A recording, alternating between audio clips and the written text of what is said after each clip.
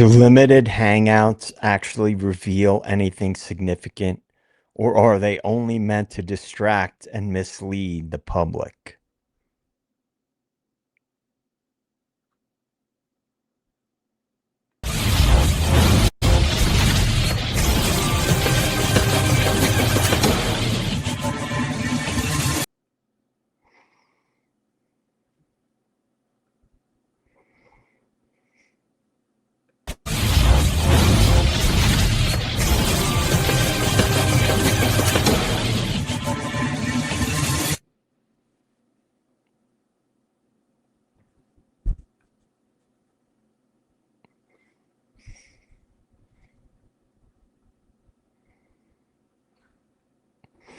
All right, welcome in, everybody. Welcome.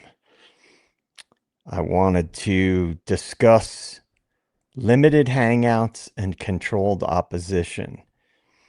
And I don't usually like reading off of slides, but I'm going to do that today just so we can kind of have a jumping off point for the topic. So let's get into it. What are limited hangouts and controlled opposition? Let's talk about it.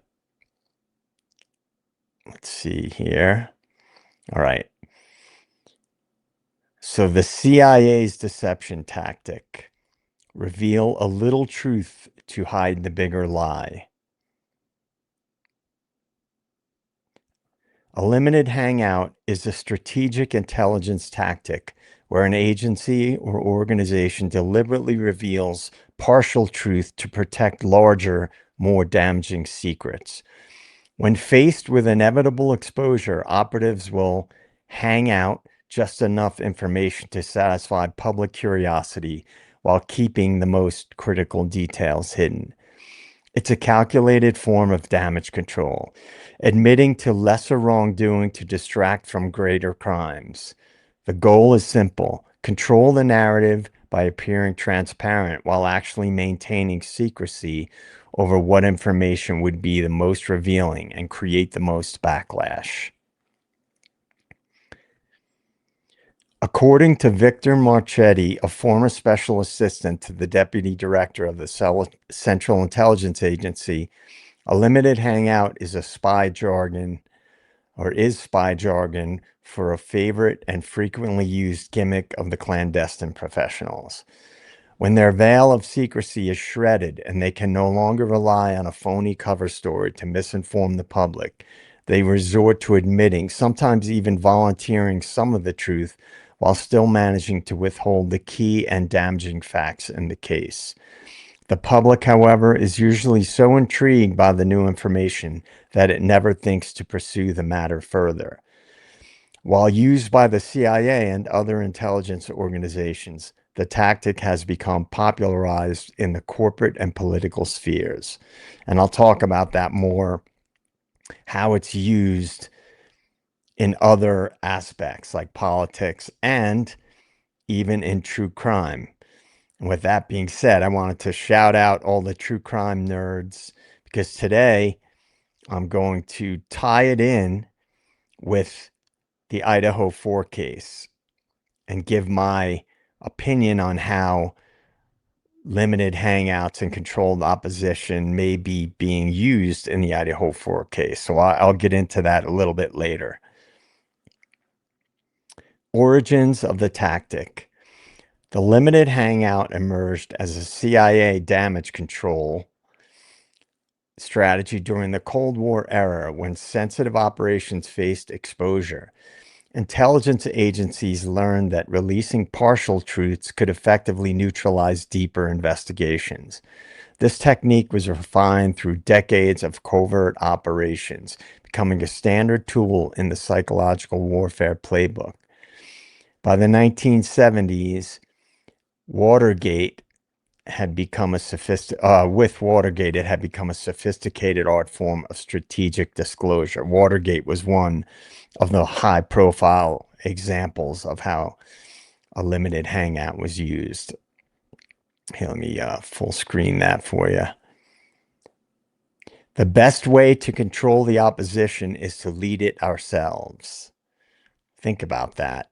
I think we have seen a lot of that, particularly since the passing of the Smith-Mundt Modernization Act in 2013, which we'll speak about that in later episodes. And obviously, everything in this video is just my opinion. I'm just giving my take on things and my theories on things based on information that I have come across. So just to get that out of the way. Notable cases: Watergate, Iran-Contra, the Pentagon Papers, MK Ultra revelations. MK Ultra was a CIA covert mind control research program that got revealed, and it was highly controversial. Many believe that it still goes on today. The Gulf of Tonkin, that was the event that ultimately was used as a pretext for America getting involved in the Vietnam War. COINTELPRO exposure. We'll talk about COINTELPRO in later episodes. Bay of Pigs admissions. The Church Committee leaks. The Church Committee hearings were led by Frank Church, Senator, I believe, Frank Church, and it was basically addressing CIA overreach, all kinds of CIA overreach. The NSA surveillance disclosures, that's the whole Edward Snowden whistleblower case. Those are just some examples. There are many others that I'm sure will become more common knowledge down the road. Unfortunately, probably not for a while. How it works. Step 1, a crisis emerges that threatens to expose damaging secrets. The organization faces potential full disclosure through leaks or investigation. Step 2, rather than deny everything, strategists deliberately release partial information, enough to appear transparent while concealing the most damaging elements. Step 3, the controlled disclosure is framed to minimize harm, often blaming lower level actors or presenting the revelation as old news already known. Step 4, media attention focuses on the admitted portion while the deeper truth remains hidden. The public feels informed, investigation momentum stalls, and the real secrets stay buried. Now that's one that there are many components to it. I think that we've seen it in more cases and things that people wouldn't even think there was a need for a limited hangout. And I'll get into some of that a little bit later in this episode. A limited hangout shapes what the public believes by controlling which truths are revealed. By admitting minor wrongdoing, those in power redirect attention away from deeper secrets, ensuring the real mechanisms of control remain hidden and protected. In addition, oftentimes the damage of the operations is already done, so disclosures do not provide any possibility for a remedy. So if somebody comes out publicly and condemns something they may have supported in the past, I'll give you an example. Tucker Carlson came out over the last year or so, probably last few years, condemning his own support of the Iraq War. But the Iraq War is gone. The damage is done, right? So this is how I'll tie this in with controlled opposition. So, for example, with controlled opposition, you have somebody that's a high profile figure, maybe either a media person, a government official, somebody that's in the public eye that will speak out against something that may have been unpopular or highly controversial. And what they do is they appear, then they're the good guy, because if it was something that was vehemently opposed by the public, they use this person or entity, like, for example, corporations, right? They may come out and speak out against policies that they supported in the past that were harmful. So what it does is they try to gain trust, but it steers the public. So you may think, oh, this person's speaking out. They're one of the good guys. And then they start to steer towards other things that may not be in the best interest of the public. And they do it very strategically. An example of that is in the Charlie Kirk assassination case.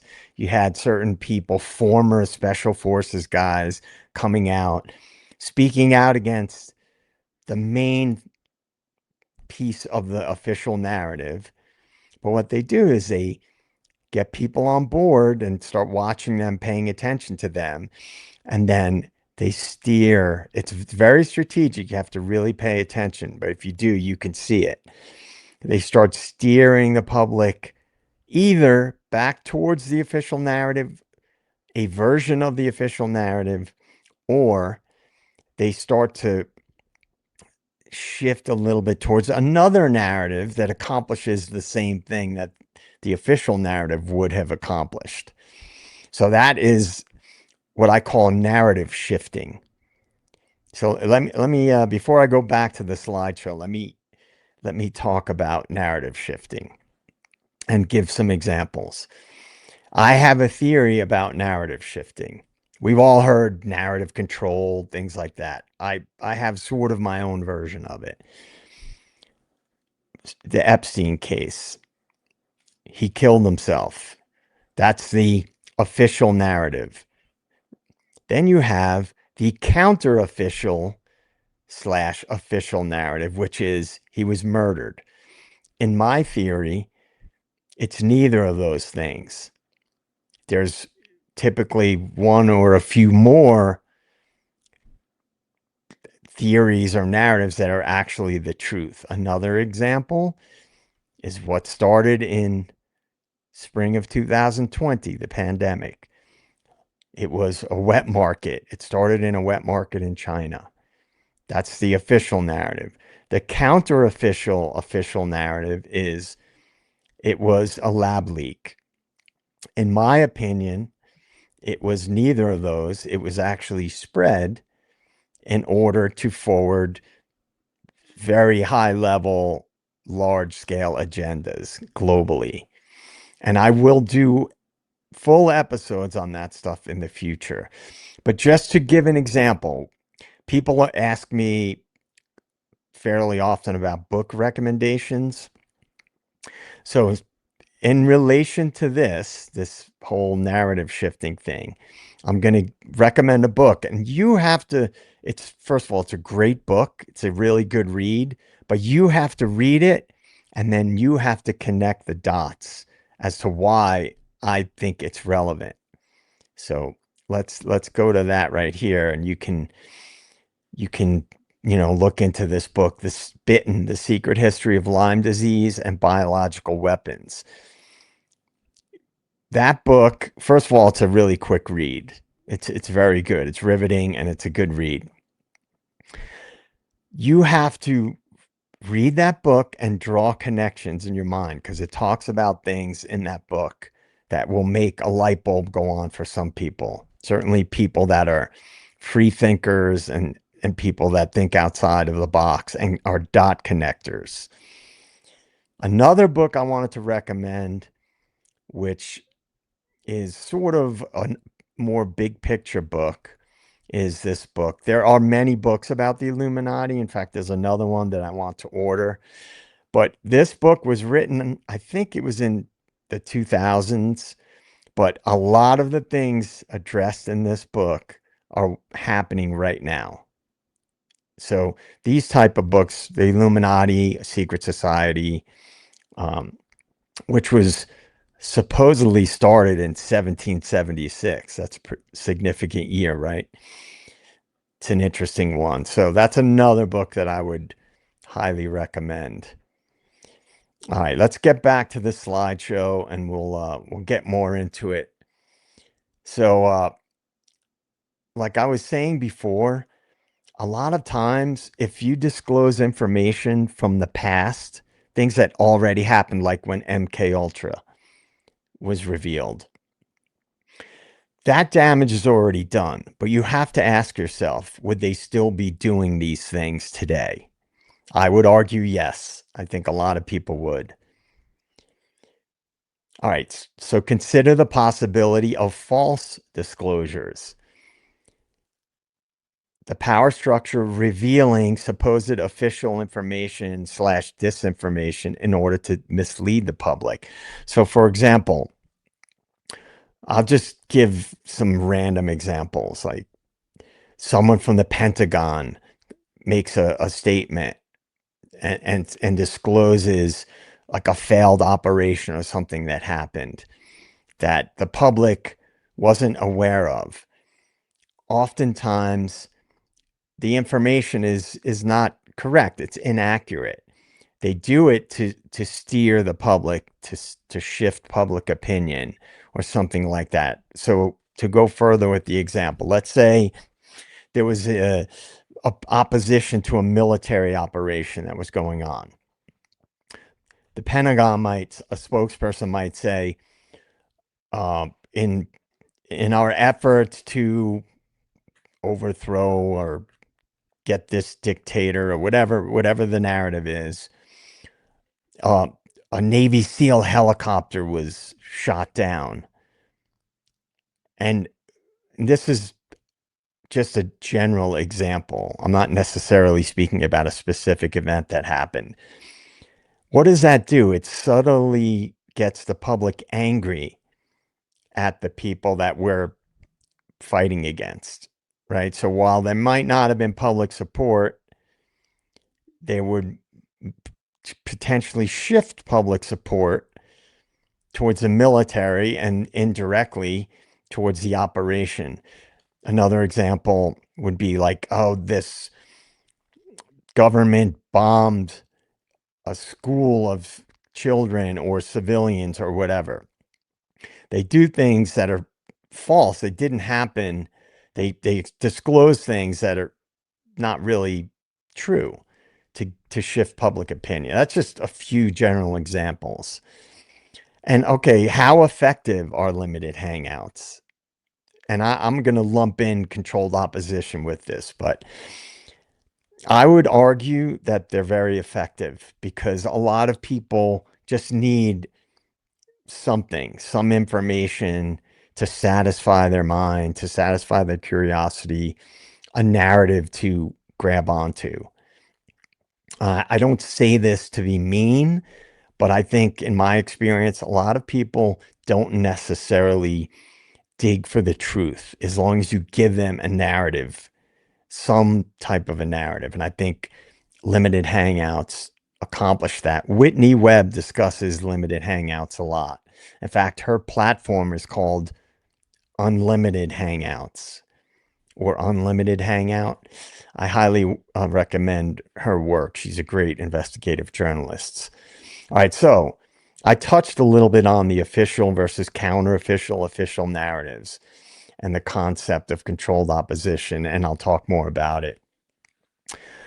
Like I had mentioned, what is controlled opposition? It's to steer people, to get people to believe or trust somebody or some entity. They shift the public and they do it very strategically. Politics is one of the best examples of controlled opposition. Look at what we see with two quote unquote opposing sides or quote unquote sides, because I don't believe they're really sides. I believe it's all one big club and they just present the appearance of being opposed. So let's talk about politics for a minute. I want to talk about what I believe about the political system. And I'm not going to get into specifics about politics on this channel, but I will use it as an example for more overarching stuff.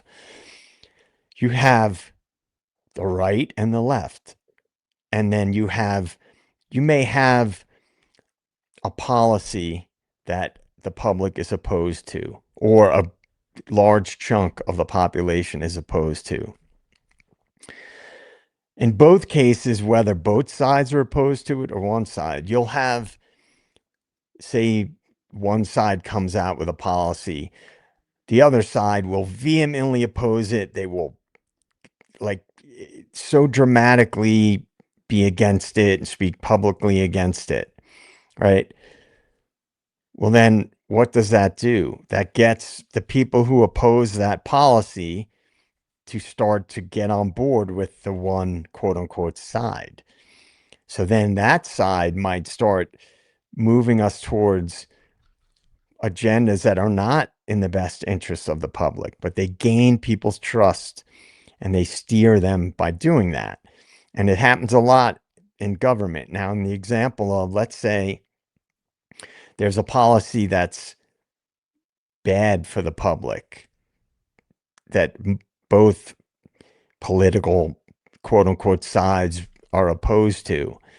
They use this gaining of trust with one side to steer the public into thinking that this one policy would actually be good for them. So having the two opposing sides, in my opinion, accomplishes that. It's a perfect example of controlled opposition. You think these sides oppose each other, but they really don't. It's controlled. They don't oppose each other, in my opinion. All right, so let's go back to this, because we could talk for hours about politics, but it's a waste of time, in my opinion. All right, and this is where I'm going to tie this in somewhat with the Idaho 4 case, and I'll sort of get into a few key examples. So the recent information that was disclosed in the book Broken Plea and the interviews done by Dr. Brent Turvey, have they been a form of a limited hangout? Could it have been used to distract the true crime community and steer attention away from information that might reveal evidence of a high-level law enforcement or intelligence operation? One has to remember that Christopher Whitcomb is not only a former FBI special agent. More recently than that, he was an intelligence contractor. And as always, that's just some food for thought. But I wanted to address that because let's think about it. Broken Plea comes out, and in the interviews that Christopher Whitcomb did, which Devil's Advocates, which is the channel that I'm involved with, it's a true crime channel, got the first interview with Chris Whitcomb. He seems to point out certain, I guess you could say, bombshell pieces of information, but then he sort of dismisses them and says, well, that's not even that big of a deal. And then I'll give the example. The interview starts with DA asking him about or discussing the clump of hair in Ethan Chapin's hand, right? That was not tested for DNA, supposedly. And Chris Whitcomb says, oh, that's not even the biggest part. And then later he discusses the black SUV that appears and drives past and then comes back and parks in front of the house and then later goes back and parks at Linda Lane. I'm just going to theorize. Is it possible that the true crime community was starting to get close to some bigger truths that the powers that be did not want to get out? Now, anybody who's listened to me on the Devil's Advocate show or Birdie Bombshells or the Custody Queens Off the Clock with Ron knows what my theory is, that there was a larger operation involved and Brian Koberger was brought in as an operative, either through local law enforcement or through the feds. And he's playing a role. And I've talked about it ad nauseum on those shows. With all of the inconsistencies in the case and information that was told to the public that turned out to be totally false, and all the other redactions and footage, like surveillance footage that seems to have been manipulated, and the shifting to the 4 a.m. timeline away from other timelines, in my opinion, those things are indicative of a larger operation. Now, we know there was the Quad Cities Drug Task Force operating in that area. We know that there were different agencies involved in that area as well.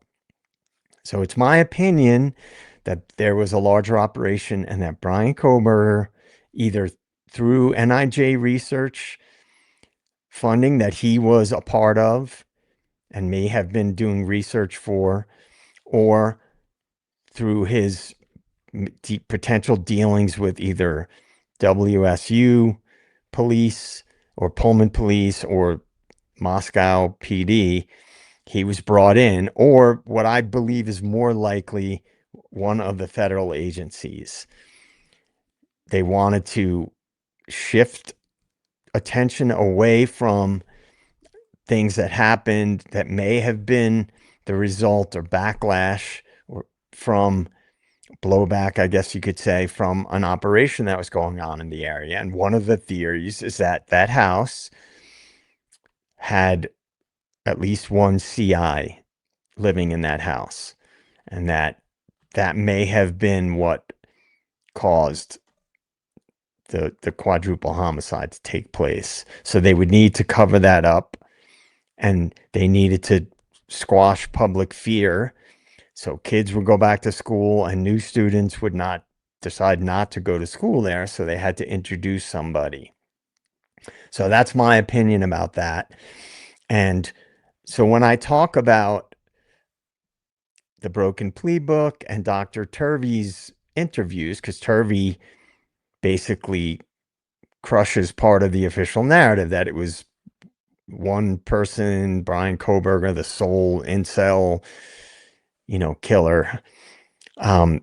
He's pretty clear and confident that there was more than one perpetrator, right? But could it be shifting attention away from other important things? Because Turvey basically also goes to the 4 a.m. timeline, right? He leans toward that, or in fact, I believe he said, "Oh, it doesn't even matter, the timeline." So you reveal all this really riveting bombshell information, and then you downplay other information that other people may believe is very significant. So in both cases, Broken Plea and Dr. Turvey, who was used, his report, his forensic analysis was used heavily in the Broken Plea book. So that's just food for thought to tie it in. All right, so I'm just going to ramble for a little bit about a couple of different ideas.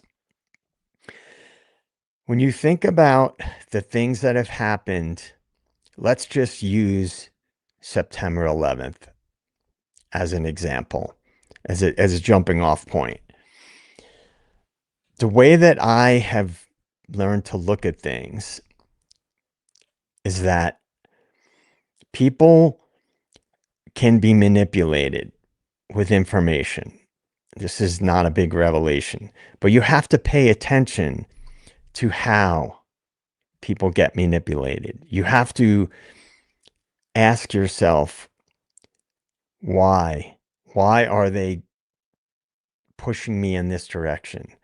Why is the media, the government, this corporation, why are they trying to get me to feel a certain way? Why are they trying to get me to believe a certain thing? And I often talk about the idea of manufacturing consent, right? So this is like basic information. I'm sure everybody is aware of it and has seen it play out in real life. The attack on 9/11, what did that do? It got people to support U.S. operations in the Middle East, right? You demonize these people, convince the public that they're responsible. That's what a false flag is, right? You get people to believe this country or this organization or this terrorist group was behind a major high profile event or attack. And then what does that do? It manufactures consent for whatever the resulting agenda is.